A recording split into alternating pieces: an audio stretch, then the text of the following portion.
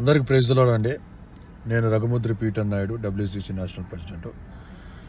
మీరు చూస్తున్నట్లయితే మేము ఇంకాను ఇక్కడే కార్లో కూర్చొని, ఇదిగోండి GHMC ఆఫీస్, ఇదంతా GHMC ఆఫీస్లోనే నేను, నాతో పాటు మోజస్తో పాటు నరేష్ గారు ఇక్కడే కూర్చొని ఉన్నాము. ఏంటి పరిస్థితి అంటే, ఉదయం మొత్తం 9 గంటల నుంచి మేము ఈ యొక్క పర్మిషన్ల కోసం ఇక్కడ తిరుగుతూ ఉన్నాము.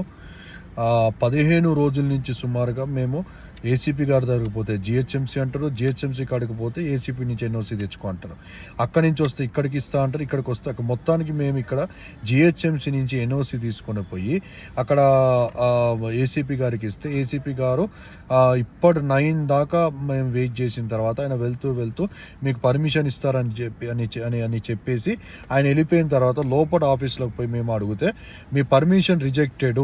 ఎందుకురా రిజెక్టెడ్ అంటే, రిలీజియస్కి సంబంధించి ఏ యాక్టివిటీ కూడా హరార కలాపంలో చేసుకోవడానికి వీలు లేదని చెప్పి మా దగ్గర జియో ఉందని చెప్పి ఆ జియోని పెట్టి మా పర్మిషన్ రిజెక్ట్ చేయడం జరిగింది.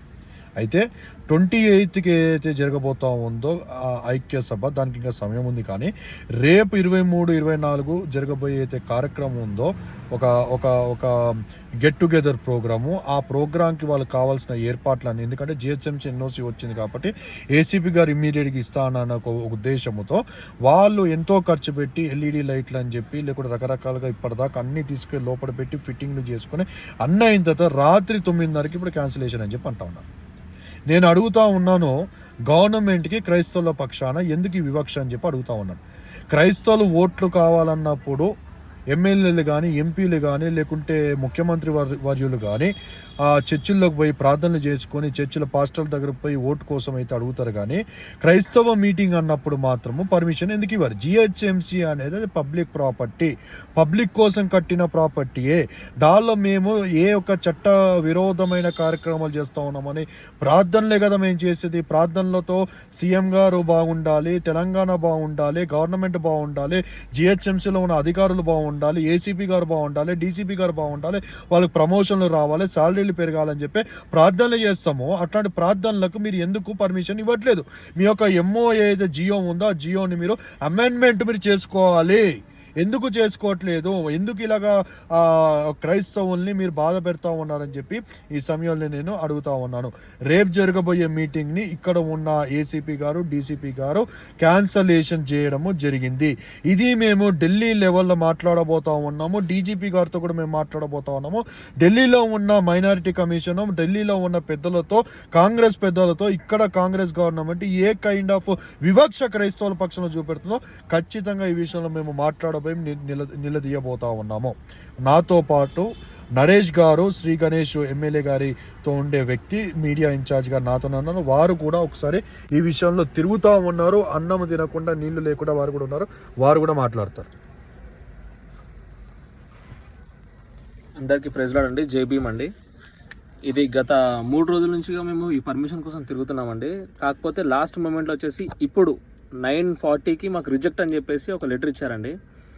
ఇది ఇప్పుడు లేటెస్ట్గా చేస్తున్న ఇష్యూస్. ఇది ఇంతకుముందుకు గత 25 years నుంచి ఇందులో క్రిస్టియన్స్ ప్రోగ్రామ్స్ జరుగుతూనే ఉన్నాయి. కాకపోతే ఇది ప్రత్యేకంగా ఇవాళ మాకు ఏసీపీ గారు ఏమి ఇచ్చారంటే, మన మహంకాళి ఏసీపీ సార్ సైదయ్య గారు ఏమి ఇచ్చారంటే, ఇది రిజెక్టెడ్ అని చెప్పేసి ప్రోగ్రామ్ ఇచ్చారు. సో మార్నింగ్ మళ్ళీ ఒకసారి మేము 10 o'clockకి మళ్ళీ డీసీపీ గారి దగ్గర కూడా మేము వెళ్ళడం జరుగుతుంది. దీని విషయంలో యావత్ క్రైస్తవంకే ఇది ఒక బాధాకరమైన విషయం ఇది.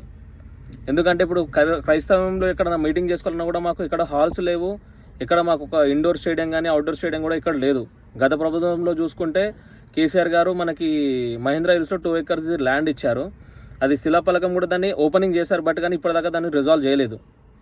ఒక ల్యాండ్ ఎక్కడ కూడా రిజాల్వ్ చేయలేదు క్రిస్టియన్ కమ్యూనిటీ పరంగా. సో దయచేసి దీన్ని ఖచ్చితంగా గవర్నమెంట్ వరకు తీసుకెళ్ళాలి. మన సీఎం రేవంత్ రెడ్డి అన్న గారి దృష్టికి కూడా మేము తీసుకెళ్ళడం జరుగుతుంది. ఖచ్చితంగా ఈ విషయంలో ప్రతి ఒక్కరు స్పందించాలి. మన క్రైస్తవులందరూ ఏకమై రావాలి, దీనికోసం ప్రేయర్ చేయండి.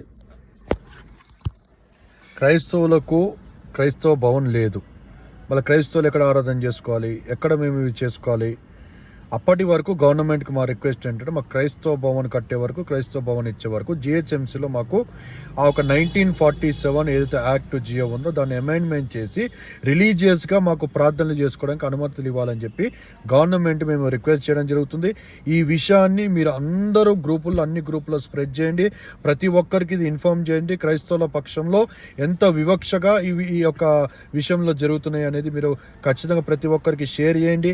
మీ దానిలో ఎవరికైనా మీకు ఇన్ఫ్లుయెన్స్ ఉంటే ఖచ్చితంగా డీజీపీ గారితోనూ, ఇక్కడ ఉన్న రష్మి పరిమేల డీసీపీ గారితోనూ, సైదయ్య ఏసీపీ గారితోనూ మీరు మాట్లాడడానికి చర్చలు జరపాలని చెప్పి కోరుతూ నా మాటలు నేను ముగిస్తా ఉన్నాను. Shalom. Thank you very much.